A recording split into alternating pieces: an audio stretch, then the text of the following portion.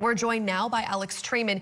He's the CEO and Jerusalem bureau chief of the Jewish News Syndicate. He joins us now live from Jerusalem. Alex, thank you so much for being with us this afternoon.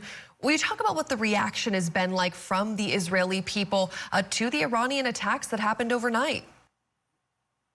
Thanks so much, Alexa. Tremendous anxiety last night around 2 a.m. as we started to hear booms over Jerusalem and other Israeli cities. That happening before even the air raid sirens went off. We were waiting with great anticipation as we had heard reports that first drones were launched, then cruise missiles, then ballistic missiles, which could get to Israel in less than 15 minutes time. Israelis running into the safe rooms. Israelis definitely relieved to note that over 99% of the drones and missiles that were fired were taken out of the sky, most of which were taken down outside of Israeli airspace. But certainly a feeling that this war has escalated and will continue to escalate, and questions as to whether or not the Israeli war cabinet will choose to respond in a forceful manner. Now, we know there were some people injured by shrapnel, and specifically a little girl was very seriously injured. Do we know anything about how the people who were hurt are doing today? We're hearing just this report of this one girl who was hit by shrapnel. I think it's pretty miraculous that not more people were hurt. Some of these interceptions that, like, I was able to witness even from my own porch last night were barely overhead, and there could have been many more people injured by shrapnel. So unfortunately, one girl was hit. It shouldn't be taken lightly that was the case. Iran certainly intended to cause much more considerable damage to the Israeli home front than just injuring a single girl with shrapnel. Certainly, and striking right over major city centers. Now, Israeli War Cabinet member Benny Gantz did not mince words, saying Israel will respond. Here's a little bit of what he had to say earlier. Faced with the threat of Iran, we will build a regional coalition and exact a price from Iran in a way and at a time that suits us. Your reaction to what he just said there, and what are your thoughts on what that response might look like?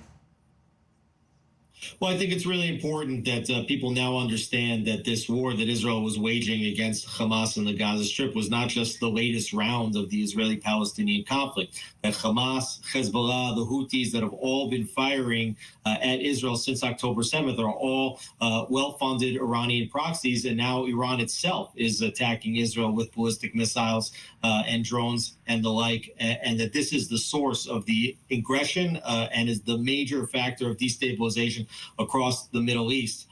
And so Israel is hoping that this attack gets the international community to reframe its position on Israel in this war, and will get it to take the steps that it should have taken against Iran long ago to sanction that regime and to make sure that they no longer have the funding and capacity to be a belligerent actor across the Middle East. And is the strike by Iran impacting how Israelis feel about the ongoing war with Hamas? I think that most Israelis recognize that Hamas and Gaza was round one, and that what happened last night was the beginning of round two. Understanding that the escalations that we feared are likely to take place, recognizing that Hezbollah to Israel's north, which also fired over 40 missiles at Israel last night, and that Israel retaliated with during the night as these missiles were coming in from Iran, is a looming threat that is just ready to escalate, and that we can't count on Iran to not use its own ballistic missiles, as we saw last night, that it can do that. So Israelis recognizing that this war is not going to end quickly, that round one is maybe 80% of the way through, and round two is just beginning. And amid all that's unfolding in the Middle East, between Israel's goal of eradicating Hamas and now those direct attacks by Iran, how has support for Prime Minister Benjamin Netanyahu changed over the course of the last few months? Well, Netanyahu has been an embattled prime minister here in Israel for years. We've had 5 elections in 5 years, all based over the premise of whether Netanyahu should be allowed to stay in office. There's a big opposition to him remaining in office, and yet at the same time, he continues to be able to pull out electoral victory. So obviously, a lot of Israelis think that he is the indispensable man that is responsible to wage this war.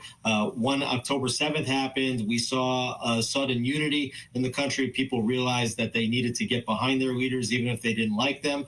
That began to wane in the last few weeks. Now, with this new attack and Israelis understanding that we may be in a broader war, probably the protests will abate for a short period of time as Israelis recognize that we can't quickly go to another election while we're fighting against so many threats at the same time.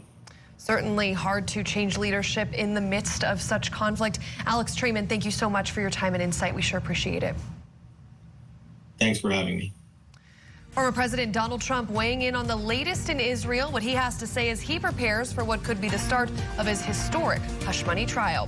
And a reminder, we'd like to hear from you. Call us on our Scripps News viewer hotline at 1-833-4SCRIPPS. It's a toll-free number. You can share your comments, ask us questions.